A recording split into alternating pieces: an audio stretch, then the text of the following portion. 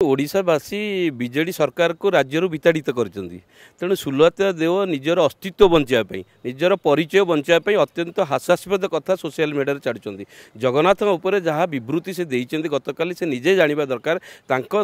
सरकार समय रत्न भंडार रत्न अच्छी कि ना कि लोक मान सन्देह खूब शीघ्र ये पर्दाफाश हम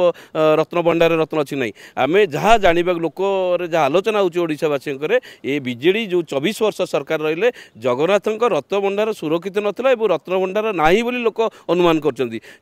आगुआ बंचापी एवं निकट भविष्य आमर बीजेपी सरकार नेतृत्व में मोहन चरण माझी नेतृत्व में जो सरकार अच्छी एवं गणति मणति हम काले से रत्न भंडार नथिबो आगुआ सुलता देव कहते जमती कथार अच्छे आम ठाकुर घर किए ना मु कदली खाइनी से